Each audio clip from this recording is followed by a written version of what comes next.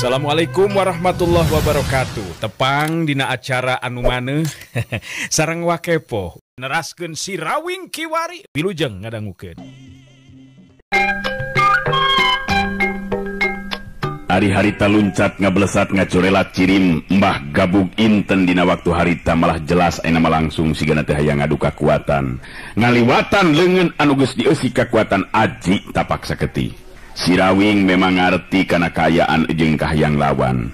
Dalah dirina oge hayang buru-buru ngarengsekeun lumakuna tarung sabab waktu memang kacida pisan samporetna. Da pugus satadina mah geus rek init mulang ninggalkeun eta patempatan. Hek ya ya.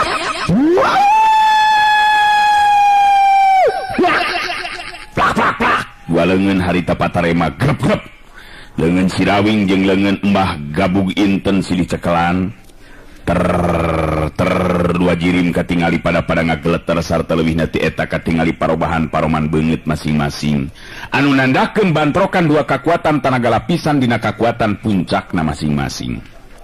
Geteran dua leungeun beuki lila beuki kuat belesak dua suku si Rawing nya kitu di suku Mbah Gabug Inten pada ngabelesek kana jero taneuh anu sok padahal taneuh garing jeung teas. Tapi pangaruh tina dorongan kakuatan nu bantrok ngajadikeun dua suku anu keur ijen wewesen lieu upama nu jadi berat ngaleuwihan ti biasa.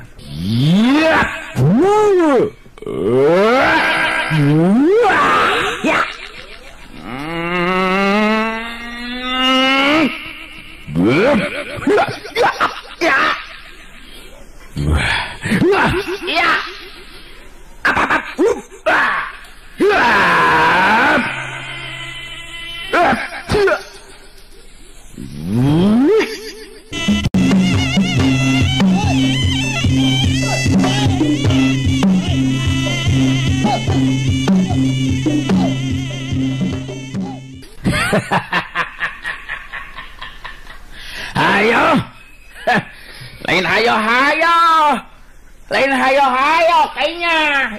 Hayo.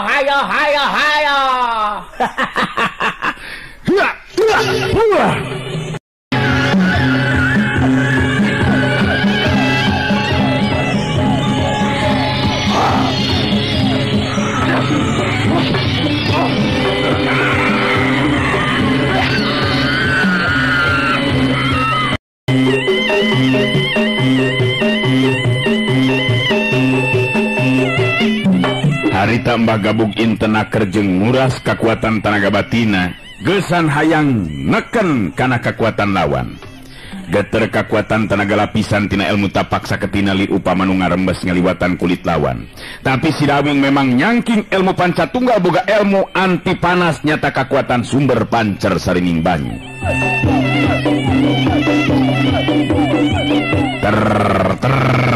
Beuki lila jirim nu keur silih uji pangarti teh beuki ngageleter kuat. Blesak dua suku si Rawing jeung Mbah Gabug Inten beuki ting blesek kana jero taneuh. Tarung saperti kitu tang tue leuwih bahaya batan tarung biasa dina harti ngagunakeun tata gerak ilmu silat. Anu jelas ngutamakeun kana karikatan jeung kabinekasan sarta keampuhan jurus. Tarung saperti nu dilakukeun ayeuna ku si Rawing jeung Mbah Gabug Inten mangrupa jalan akhir atawa tarung puncak anu ngan ukur bisa dilakukeun ku jago-jago nu geus tepi kana tahapan ajen pangarti nu geus sarat asak sarta nyangking manjing luar ujung jerona. Si Banteng Mulung oge ngarti kana kayaan anu keur lumangsung dina waktu harita. Dirina teu wani cumarita ngan ukur ngabandungan dibarengan ku hate nu kaketegan. Sedangkan Untari katingali ngadeukeutan kalabah si Banteng Mulung dibarengan ku paneuteub anu ngandung kaselempangan. Nagringan eta nu tarung teh bet kitu Kang Banteng. Bet kakara abdi mah ningali nu tarung sapertos ayeuna kitu mah. Oh, ngentong ngaget-ngaget Nyai. Kang Ngawing-ngawing memang ngeukeun nyarung ngagunakeun ngaguatan danaga lapisan. Nya tarung memang leuwih bahaya Nyai. Nyabab ngamun ngurang-ngurang nguat mah bisa-bisa ngalayang nyiwa. Narung nu itu mah leuwih bahaya Nyai. Tapi nu momokon nama si Kang Ngawing-ngawing kudu menang Nyai.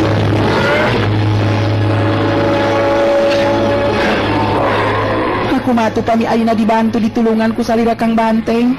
Tiasa kitu kinten-kinten Kang. Tetemikeun abdi mah pamikang rawing duikeun ka kedah cilaka mah. Untari pinuku pangharepan sangkan si Banteng Wulung ngabantu ka si Rawing. Dirina temikeun upama si Rawing anu geus nulungan kulawargana make jeung kudu ngalayang jiwana.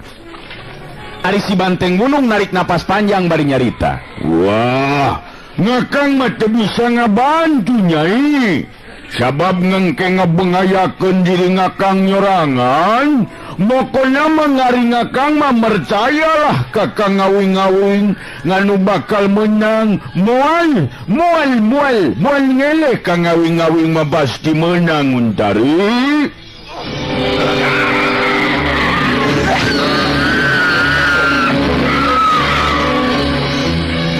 Si Banteng Wulung pinuh ku kayakinan sanajan katingali ayeuna memang si Rawing mataknya lempangkeun hatena. Tapi manehna boga kayakinan si Rawing tangtu baris aya dina kaunggulan. Dua jirim masih keneh adu hareupan, dua leungeun masih keneh silih cekel, dua kekuatan tenaga lapisan ngaliwatan geteran hawa-hawa saktina. Lir upama anu silih dorong ngaliwatan geterna getih jeung urat nu aya dina leungeun masing-masing. Si Rawing gancang sadar kana kayaan dirina kudu gancang-gancang nangtukeun sikepna.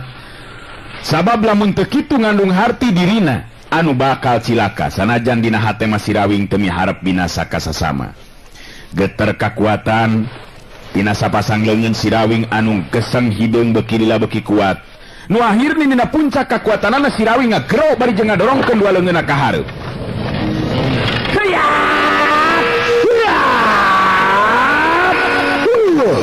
Jengkang koleang kebut Mbah Gabug Inten jirimna harita katingali ngajengkang ka tukang bari ngalayang ngoleang anu saterusna ngagedebuk kana lemah. Waduh! Mbah Gabug Inten ngagero panjang kara salir upama nu dibantingkeun ku kakuatan ilmu kacidarosana.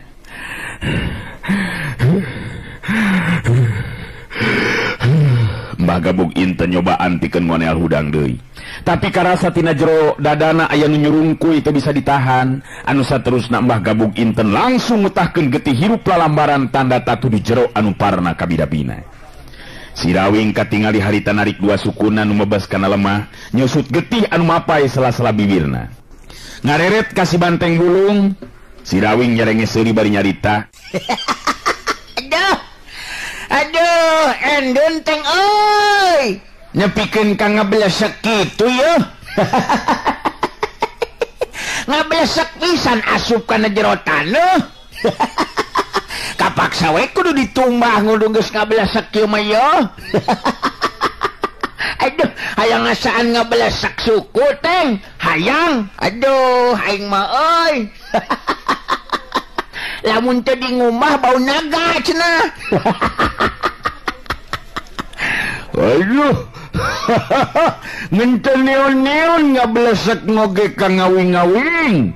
Nganu menting maka ngawing-ngawing ayeuna ngunggul. Nyoba-nyoba ngatuda ka jago nguing. Ka ngawing-ngawing teh atuh mikiranna leuy.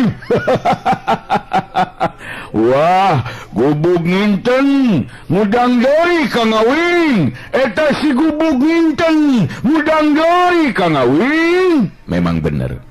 Katingali hari tambah Gubug Inten moneal hudang bari sumengir nahan kanyeri, maksakeun maneh hudang sigana teh pugu era jeung nafsu, atuh dihareupeun dua muridna dirina kudu ngaranapan ngajengkang terus ngababengkang dina luhur lemah.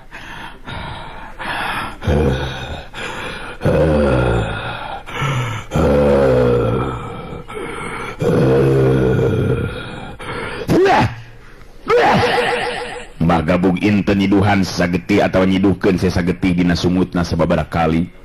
Subala jeung Sujali nyalampeurkeun ka guruna Subala nu pangheulana nyarita. Waduh. Nah kieu geuningan Ki Guru. Cekuring oge nu ngaran si Rawing mah memang boga ilmu setan Ki Guru. Leuwih hade ayeuna mah urang mulang pikeun ninggalkeun ieu patempatan Ki. Kasalamatan jiwa leuwih ti sagala-galana Ki Guru. Mundelik jeung ngaburileng eta sapasang panon Mbah Gantu Gabug Inten ka Subala jeung Subut Sujali. Nyarita sorana robah semupeurak ngagambarkeun kaayaan anu keur nyandangan kanyeri. Da puguh memang Mbah Gantung Gabug Inten teh tatu di jero. Cacak lamun Mbah Gabug Inten mah harita kaanggap kuat. Lamun lain Mbah geus tangtu teuing kumaha jadina. Montong ngabacot aja sia kana karep. Tong ngabacot ka mana karep sia. Ulah nyarita nu lain-lain bala. Kabelu si lain memang eueuh deui kagabati lamun geus rubuh terus nyo minta ampun ha. Atawa lunta kamu ninggalkeun pakalangan. Pikeun dewek leuwih suka keneh pae deuleu. Coba-coba deui ayeuna aing bakal maju deui. Lengkah-lengkah suku Mbah Gabug Inten katingali geus jajari jegan kurang kasaimbangan. Subala jeung Sujali harita salempang ku kayan jadi guruna. Sok sieun nepikeun ka hanteuna di eta patempatan. Ulah maksakeun Ki Guru. Ulah maksakeun. Bahaya si Rawing memang jago pilih tanding anu kudu diaku ku urang kapunjulan ilmu jeung kahebatan pangartina Ki Guru. Leuwih hade urang balik ayeuna mah Ki Guru. Nya Ki Guru urang balik we. Subala jeung Sujali keukeuh ngajakan balik deui ka guruna. Dewe geus janji deuleu leuwih hade aing eureun jadi jelema tibatan teu mampu pikeun ngelehkeun anu ngaran si Rawing. Nigas ya. Mbah Gabug Inten geus nekad sigana teh. Sanajan tangtungan teu pancuh masih keneh maksakeun maneh ngawangun pasangan. Si Rawing harita katingali masih keneh pancuh dina tangtunganana merhatikeun kayan lawan. Kadenge si Banteng Bulung harita nyarita. Kang Awing-awing, ngembag gubuk nginten yang di masangan, Kang.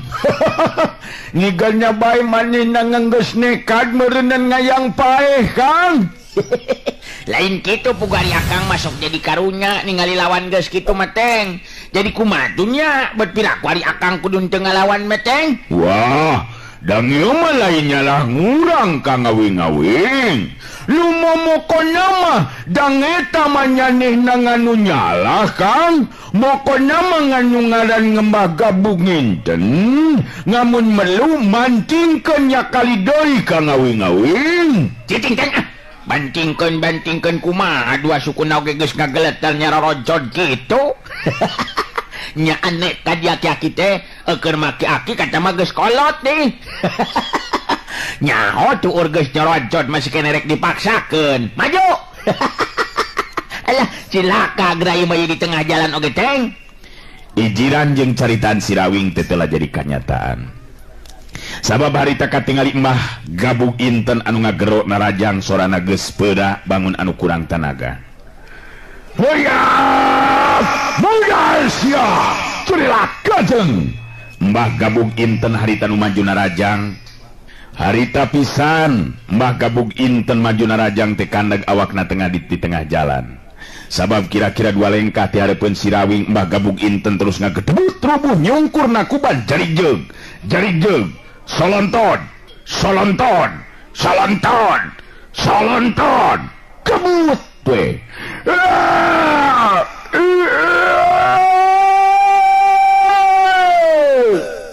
Mbah Gabug Inten ngagero panjang nu saterusna ngulahek sirana kagigir teu usik deui.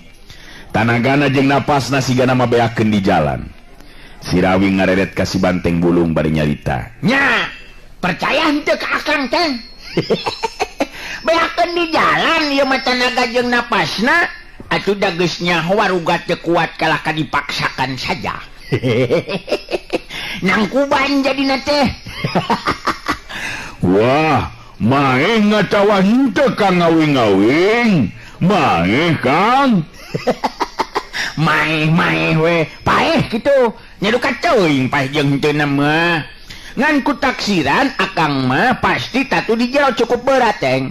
Atuh dabongan sorangan ngajakan tarung ngagunakeun kakuatan jero sapinuhna. Nya kitu eta mah babak balukarna teh. Si Rawing bari ngomong kitu teh maju leumpang ka hareup.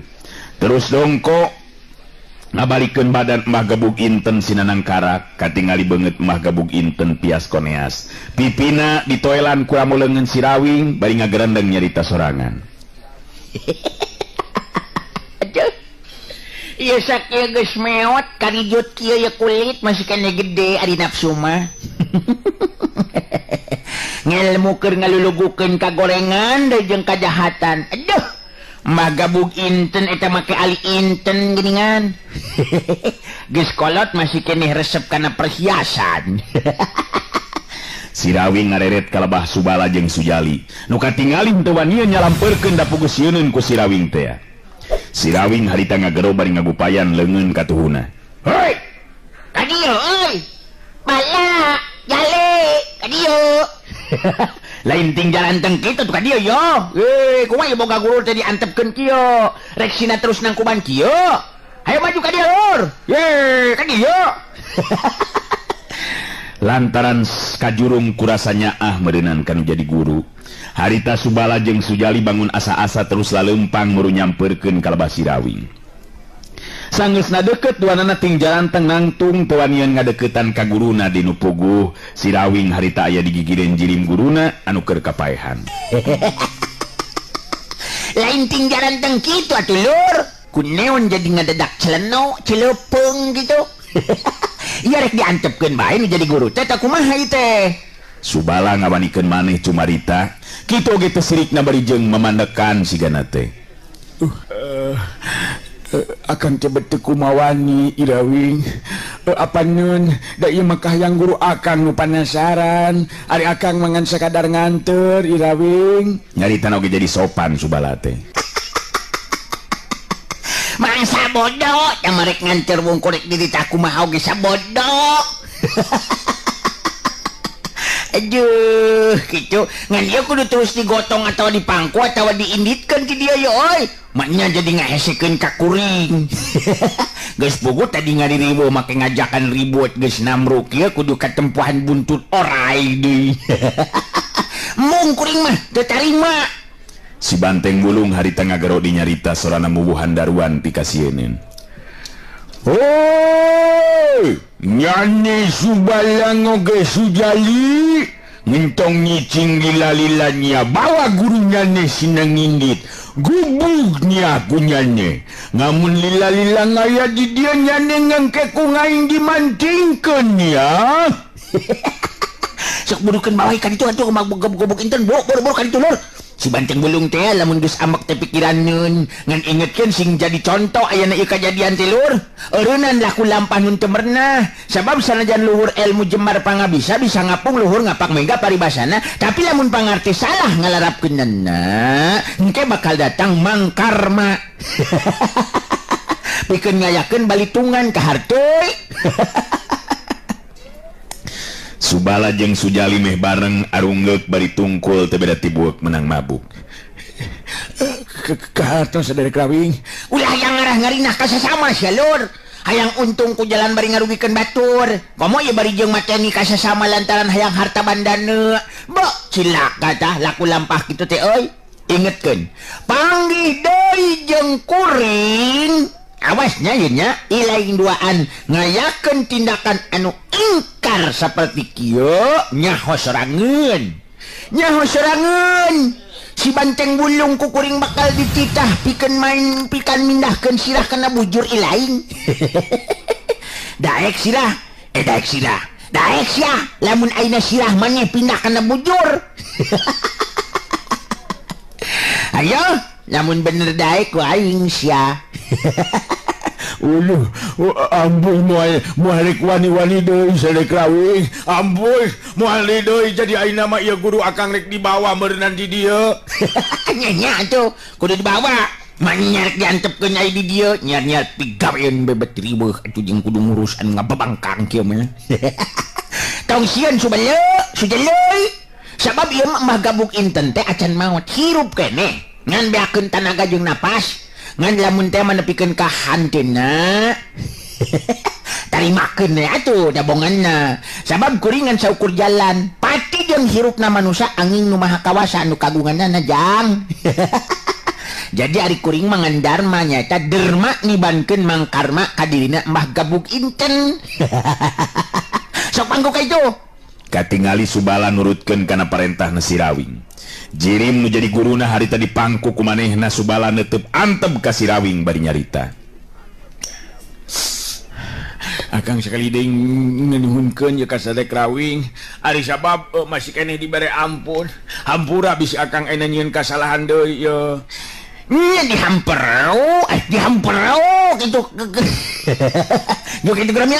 Sarta lumampah teu kudu lila aya di dieu bisi si anteng dulur kuring dae ambekeun ke. Ayo jalan jalan jalan pokoknya kudu turun sakoko Bandung. Subala jeung Sujali akhirna mah geus teu ngalieukeun deui ka tukang. Terus lempang ninggalkeun eta patempatan. Mbah Gabug Inten bener-bener geus teu musik dina dipangkuku muridna teh. Untari harita katingali nalenjang lumpat nyamperkeun ka Lebah Sirawing, nya kitu di si Banteng mulungan ukur 3 lengkah lempang geus tepi ka tempat Sirawing. Nuhun salira Kang Rawing salamet piningan. Barosa tadi nama abdi teh salempang Kang. Margi Mbah Gabug Inten anu sakitu galak jeung garangna geuningan. Nuhun Kang Rawing. Sirawing imut ka Untari terus nyekelan leungeun Untari bari nyarita. Biheung ilah Akang bisa nyekelan di leungeun Untarinya. Tah ieu mah Akang neruskeun lampah ya Nyai. Cindak ayeuna mah geus beres lakasan sagala rupana, sabab Akang bener-bener penasaran lamun acan bisa tepung jeung nu jadi anak pamajikeun. Untari meredeui panonna sababaraha kali aya nu ngajuridat ngalembereh mapai 2 pipina. Cipanon hiji wanoja nu kaenteupan ku rasa simpati ku pribadina Sirawing. Sanajan bari jeung sedih malah bari remai Cipanon, Untari make bisa jeung imut sagala rupa sabab tetela ieu 2 jalma teh kawilang pasangan anu bener-bener lain bae bisa ngadatangkeun kagumiraan ka dirina.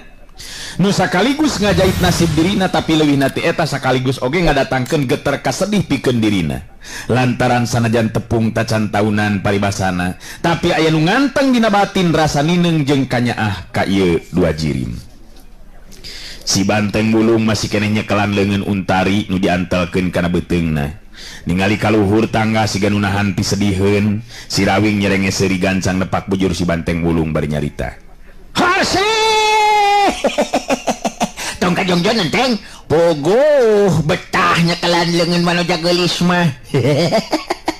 Jeung ulah sedih bisi terus daang deui ke. Sot lesotkeun leungeun Untari sot ulah dilajeng bisi ngurunyud bisi konsolot teh dingkeh. Moal jadi ini teh. Si Banteng Mulung ngalesotkeun cekelanna kana leungeun Untari bari ngareret ka Sirawing terus ngomong. Wah, Kang ngawing-ngawing mangitu oi. Ngan teu meunang we, matur beunang kanikmatan teh Kang. Ngalah, ngayeuna mah geus ngan teu nyedih Kang. Ngaring-nguing mah lain neon-neon inget kanu jadi ngindu ngapanan sarua ngambe we. Saperti Nyai Untari. Nyangos Ayo atuh nya. Ya kitu na. Ngan ayo jeung hayu terus itu yo. Jarang mah inget henteu deui. Sok nya ditinggalkeun ku Akangnya sing tawakal jeung tabeuh dinya di dieu. Hayu teh. Sirawing jeung si Banteng Mulung katingal heri teges pada lumaku. Lempang ninggalkeun buruan imah. Untari ngajanteng nangtung bari neuteup ka lebah tonggongna Sirawing. Hatena ngagleter terus disambat jroning hate. Bet asa kakara aing tepung jeung jalma seperti Kang Rawing. Bener-bener nulunganana teh eueuh pangarahan naon-naon. Bagja sigana lamun aing boga salaki seperti Kang Rawing. Padahal lamun nya Kang Rawing miharep diri aing pikeun maturan hirupna, sanajan di 2 paribasana pikeun diri aing marela jeung suka. Sabab berarasaan teh susah neangan pribadi seperti Kang Rawing. Sanajan nya tepung tacan lila tapi ngaran Kang Rawing bet napak dina hate.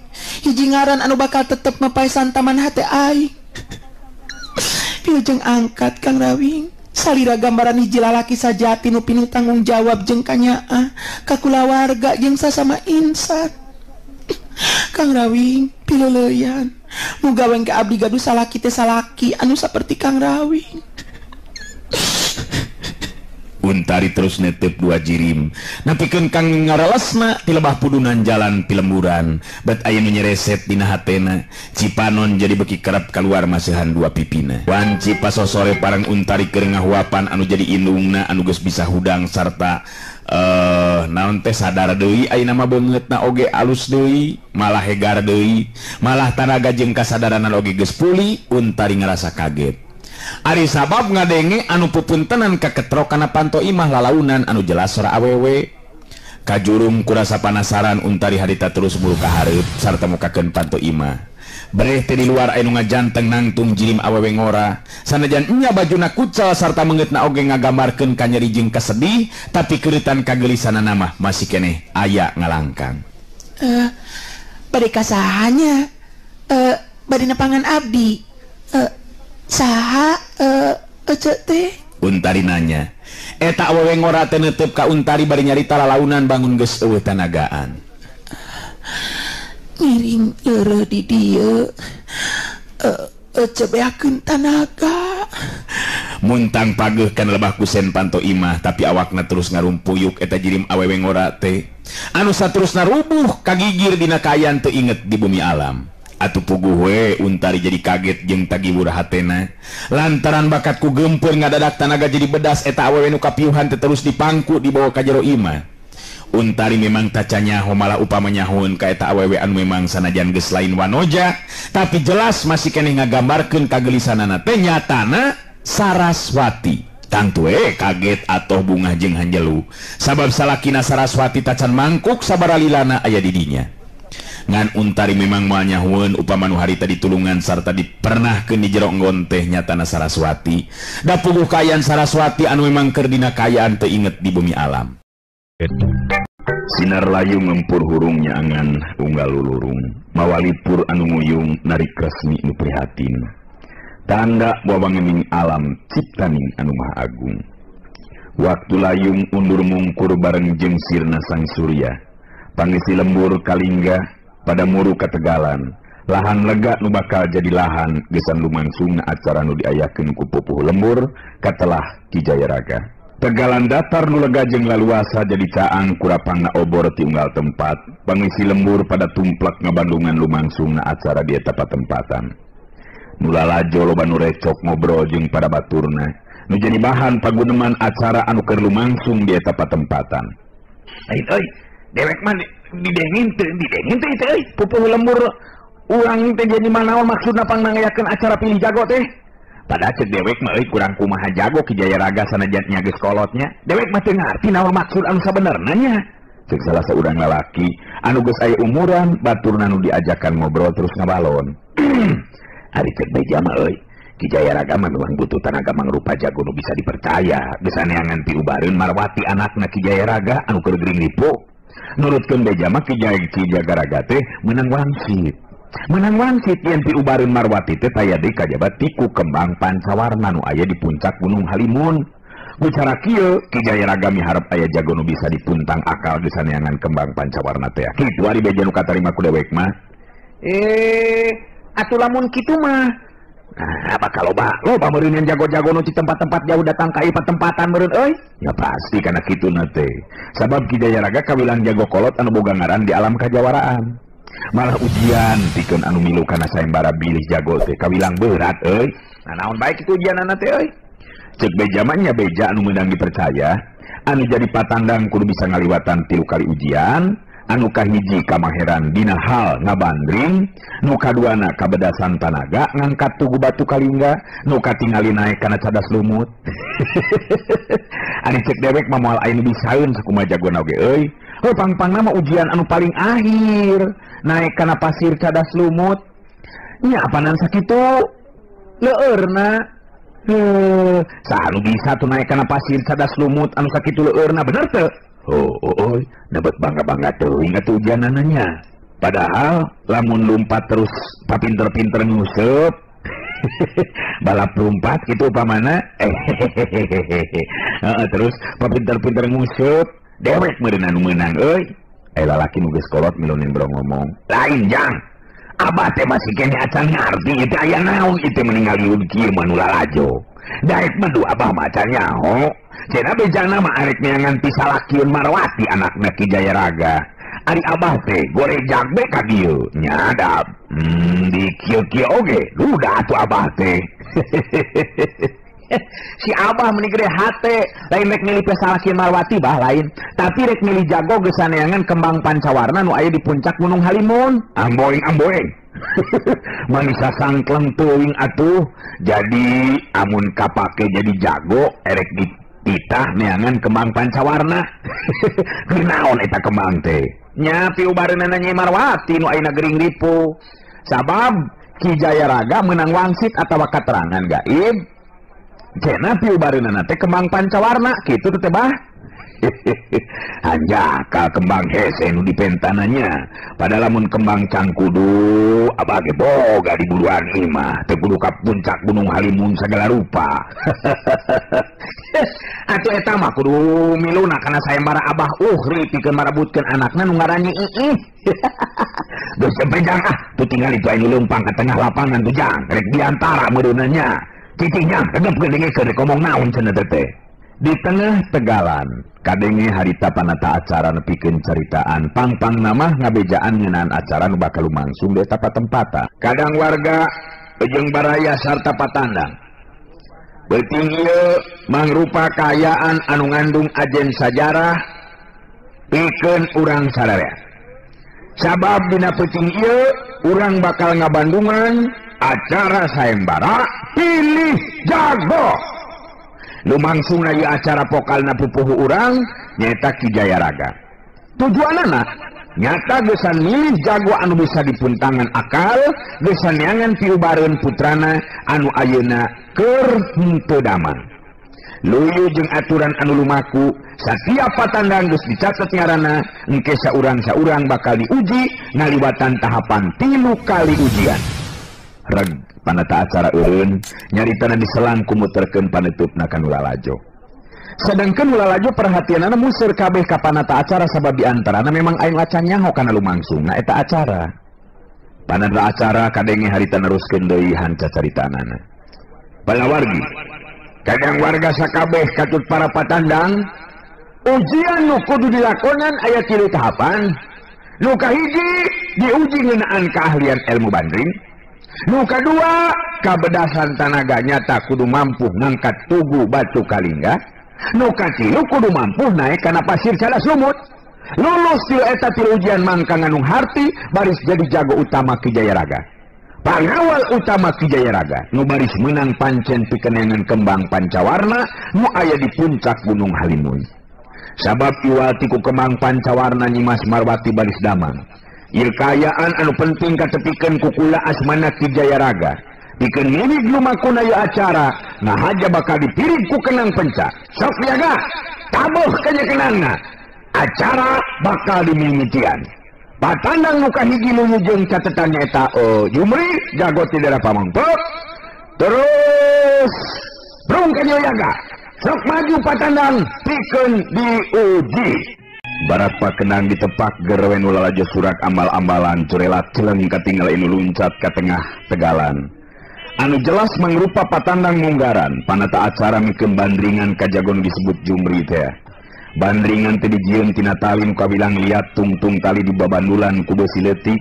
Bandringan kudu bisa keuna kana sasaranana mangrupa babandu beusi buleud nu aya dina kelatan awi saleunyeur teu beda ti kelatan kandang manuk. Ngan ieu mah ku babandu beusi lain kudu manuk anu dikelatna ditarik ka luhur. Eta nu kudu jadi sasaran bandringan. Beusi leutik bandringan kudu bisa bunang kana babandul anu aya di luhur. Jumri harita mangut ka sakabeh Nulalajo. Kawilang lalaki nu geus aya umuran, nilik dina wanda jeung kayan jelas mangrupa jago nu geus boga ngaran.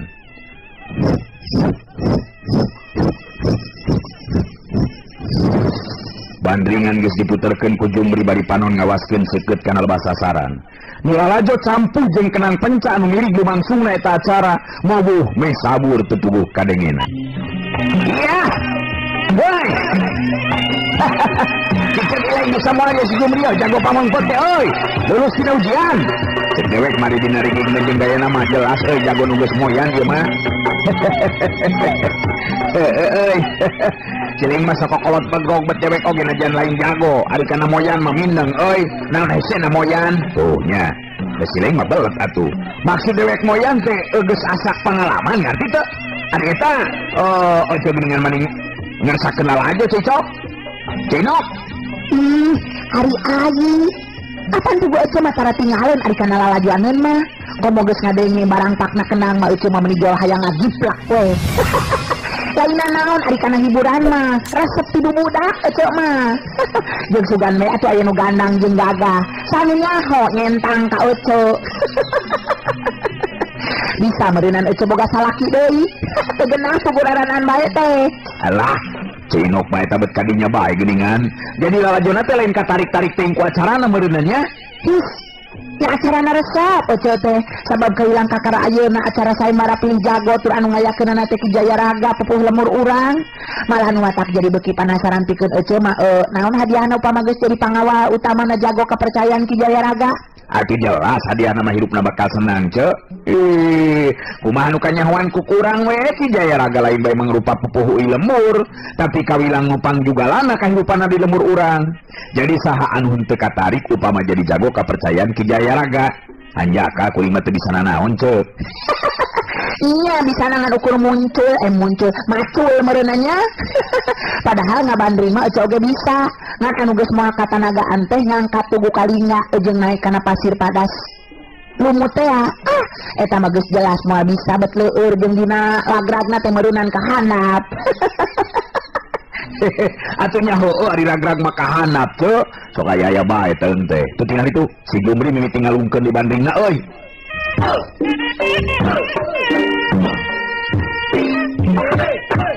Panetup dipusirkeun ka tengah tegalan deui. Jumri harita ngalepaskeun tali bandringanana.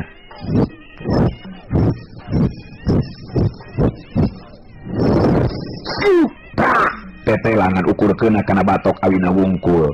Nu jadi sasaran mangrupa bebandung anu ngagantung di luhur dina kelatan teh teu meudang ku bandringan Jumri. Nulalajo recok dijeng pada baturna sedengkeun panata acara nyebutkeun di ngaran-ngaran patandang nu sejena.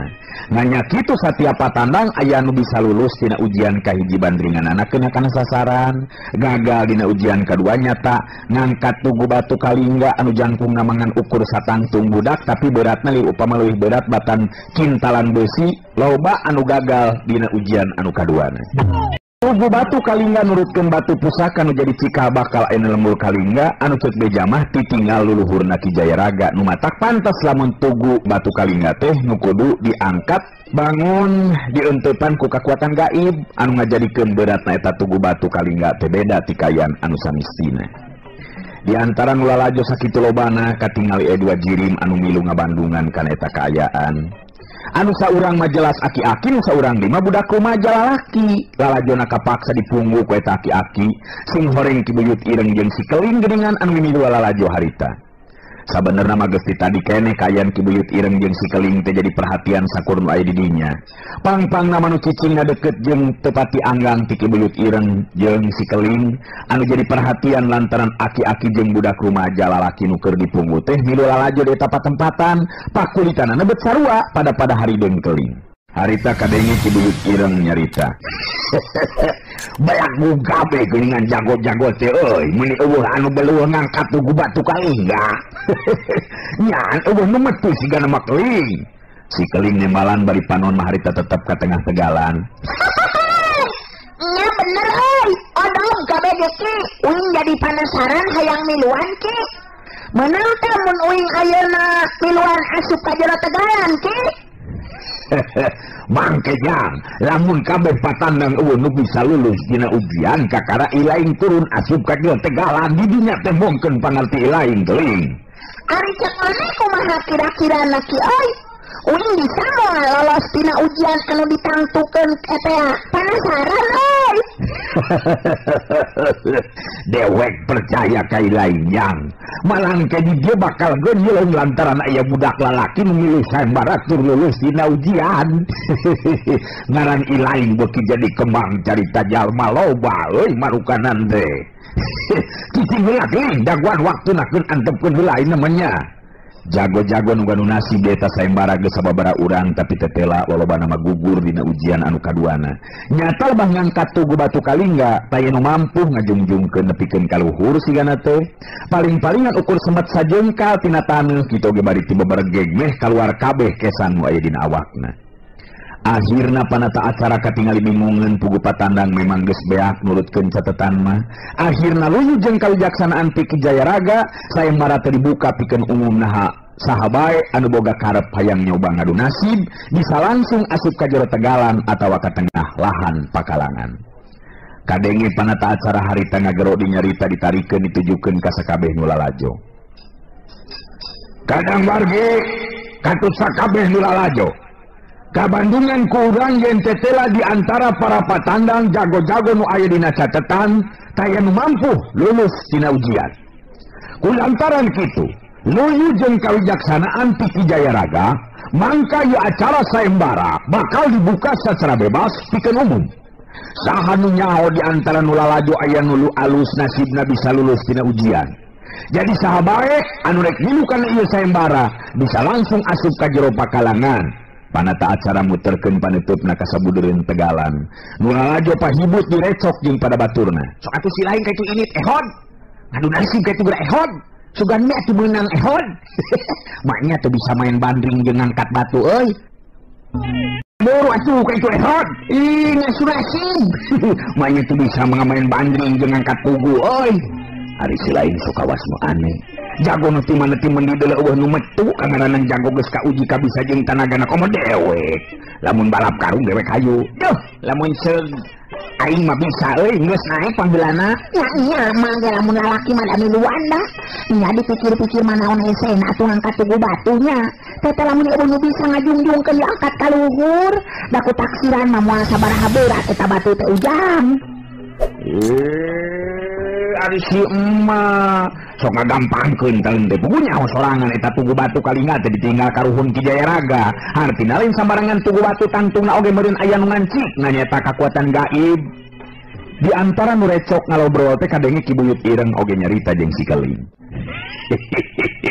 Tah ayeuna kakara asup ka jero pakalangan Keling. Ngan aing kudu apal euy upama dina ngangkat tugu batu kalingga mangrupa ujian kadua.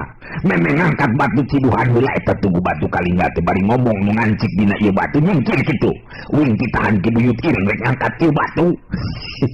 Geus kitu, tah bayangkeun keuretan beungeut sarta tangtungan dewek dina jero pikiran ilahi. Mangka eta batu bakal kaangkat ku ilahi Keling. Nah, make kudu kikitoran sagala rupa ki. Dengar ti uing mah make jeung kudu diciduhan heula. Jeung ngomong terus ngabayangkeun maneh ki. Geus ditalekan sekalian. Sok rupa-rupa maneh mah euy. Teu kaharti uing mah euy. Keling, si lain kudu ngarti jam. Ngarti. Weh, si ngarti eta tugu batu teh aya anu micingan kakuatan gaib euy. Weh, ku cara kitu dewek ti dieu bakal mentangkeun kakuatan batin pikeun musir kakuatan anu mancik dina eta tugu batu kalingga. Ngerti? Bener eta teh ki, kade ye hese euy. Hanas ke uing nurutkeun kana caritaan maneh. Terus teh uing oge teu bisa deui. Era beureunan euy ki. Sing percaya ka dewek Keling.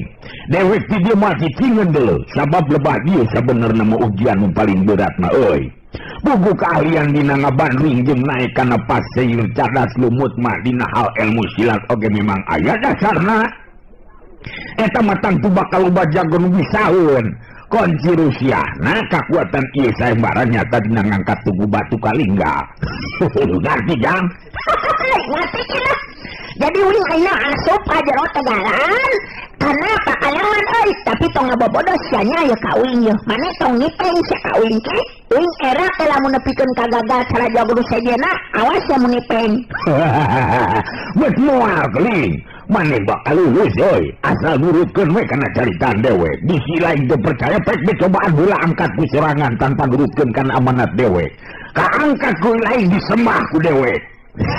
Uing jadi penasaran euy. Mane cicing di dieu kinya uing ayeuna rek nyobaan milu kana ieu sayembara. Tapi urang jadi lila deui dengan bapak jeung indung uing deh ki. Heuteuna naon atuh Keling. Ieu mangrupa hiji jalan euy. Jadi ngarah maneh dikanyahokeun ku jalma loba, malah leubina eta jaminan kasenangan hirup bakal karandapan ku maneh. Sabab kangaranan jadi jago kaperjayaan Ki Jaya Raga tamtu moal sisa dina kahirupan. Sok bantong loba ngomong, gerak luncat ka itu. Mane tong molotot kitu euy, uing mah paling teu ngeunah lamun dipolototan, ditinggalkeun sia ku uing. Lain molototan atuh sakitu mah jang. Sok beli kanten, sok buru-buru ka itu. Da moal aing wanieun asup jalma nu sejen mah pareot hulu kabeh oge. Si Keling harita luncat ngajorelat ngaluncatan tak-tak nu lalajo. ngan saking ku cepet-cepet na gerakan si keling memutak-tak nu ditincak teh meh teu karasa sigana teh cung curela cara gedeg teh si keling harita napakeun dua sukuna di tengah tegalan puguh we atuh panata acara jeung sakabeh anu lalajo eueuh anu teu kaget sabab aya budak rumaja lalaki nu asup ka jero pakalangan dina kaya anu memang matak narik kana perhatian kulitna hideung keling pangawakanana ngeusi teuas siga beusi sigana teh memeh panata acara nanya si keling geus mihila nyarita jangan keling atau nyebut si keling udah menang aina datang ka dia uing rek nyobaan miluan karena sayembara jadi uing kudu diidinan miluannya lamun teu diidinan mana dibanting sia ku uing atuh panata acara teh menang sajongjongan mah teu cubarita kebek kurasa kaget tingali kayan jeung kadatangan si keling di tengah pakalangan si keling ngomong deui sok kadetan bandringanana baralet euy jagon miluan teh mah nya benul beusi anu dikelat masih keneh ngagantung kuduna mah dihancurkan atuh dasar jago-jago celeupeng panata acara nenangkeun geteran hatena netep seukeut ka si keling bari nyarita kekelanan jang saha abdi teh ngaran ujang teh jaka keling atawa si keling bener ieu rek milu kana sayembara mana kolot-kolot belagug sia nyaho atuh apanan anu asup ka dia teh ceuk maneh anu rek miluan sayembara lamun rek nyatu mah lain ka dia atuh euy belagug maneh mah ngeunah we nyaritana teh si keling mokaha panata acara jadi niat beureum beungeutna tapi manehna kudu bisa ngadalikeun diri sabab sahanu nyaho ieu budak lalaki teh memang alus nasibna tur lain budak samanea kitu jalan pikiranana eta panata acara mulala joge harita rada recok ngobrol jeung baturna kabehanana eueuh nu teu ngupat ngeunaan kayan si keling anu harita geus aya di tengah lahan pakalangan memang bener si keling harita geus dibere bandringan ku panata acara si keling nyekelan tali bandringan ku leungeun anu katuhu panon mencrong kana lebah sasaran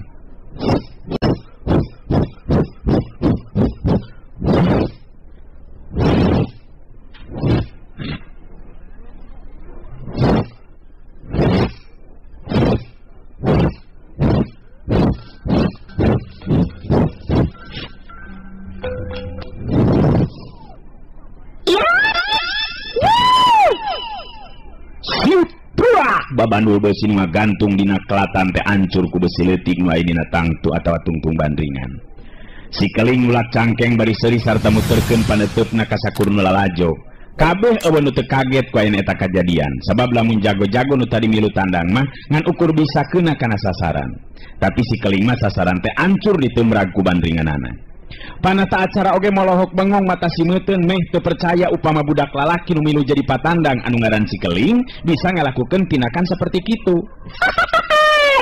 Kunaon maneh kaya ka molohok kitu euy? Teu percaya uing bisa ngalakukeun kitunya. Cetek euy nu kieu mah tuh he. Ayeuna uing arek ngangkat tugu batu kalingga. Tingali ku uing bet siga nu marejan nu bisa ngajongjongkeun ieu batu. Si keling geus teu mirosea di panata acara sigana teh. Harita ngalengkahkeun sukuna ka hareupeun tugu batu kalingga teh. Eta tugu batu kalingga teh bet sapantar jangkungna jeung tungtung atawa tangtungan si keling.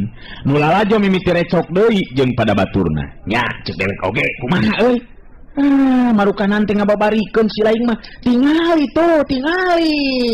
cek aing kumaha marukanan si eta dianggap enteng dianggap remeh sia sok we tingali kumaneh tingali tuh aduh hebatnyaan euy nya cek dewek oge mah nya bandringanna sakitu hebatna sasaran nepi ka hancur kitu aduh nyaan hebat euy budak teh tah memang bener hebat euy tapi lebah ngangkat tugu batu anu ayeuna rek bisa ngareupana coba tingalikeun tugu batu kalingga teh aduh can aya nu bisa ngangkat kabeh jago wae oge mejen sia ta budak teh sadengkeun harita si keling katingali harita musirkeun kakuatan tanaga lapisanana si keling boga jiwa tara percaya kitu bae kana caritan jalma sanajan kibuyut ireng nyarita tapi dina hatena mah ngarasa cancaya malah lebih percaya karena kemampuan jeung kekuatan dirina sorangan anu matak harita henteu ngagugu kana amanat jeung pituduhna kibuyut ireng Si Keling geus mimiti nyobaan ngangkat tugu batu Kalingga teh ya.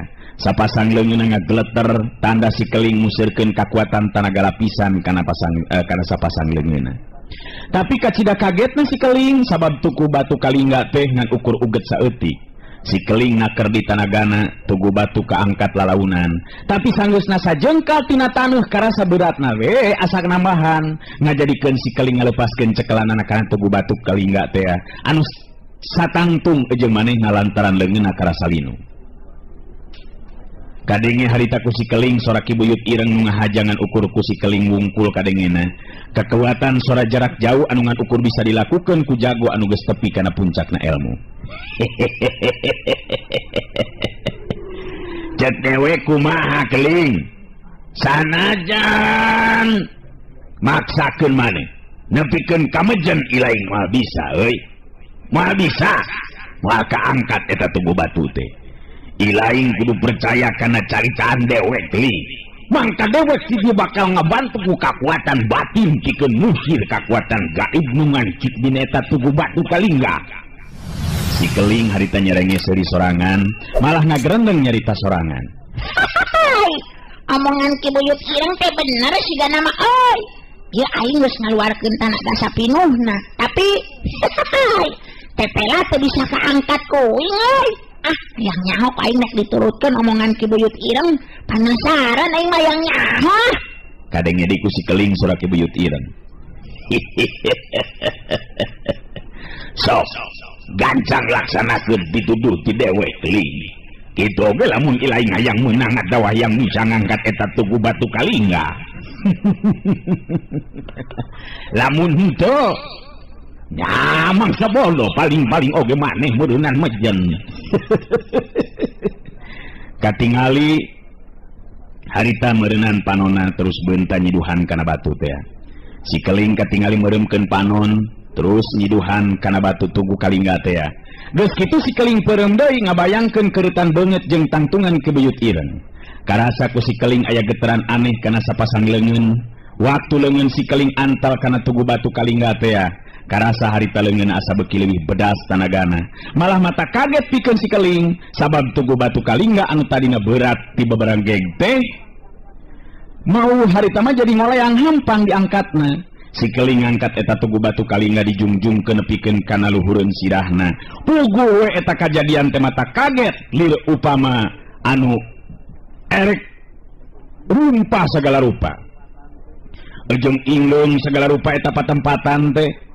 Pating galaro jeung pating gorowokna nu lalajo mangsa surat amal-amalan dina mangsa nganyahwankeun eta kajadian. Si Keling geus nurunkeun tugu batu Kalingga, jalma nu lalajo masih keneh pahibut surat amal-amalan jeung tinggalero. Panata acara masih keneh ngajanteng malohok bengong mata simeuteun.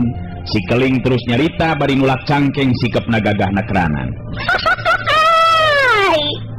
Kumaha euy? Ujian naon deui euy? Uing geus bisa ngangkat tugu batu Kalingga. Terus ayeuna uing kudu kumaha deui? Panata acara gancang nembalan bari neutup seukeut ka si Keling. Ayeuna mangrupa ujian nu paling akhir jang. Nyata naik kana pasir cadas lumut.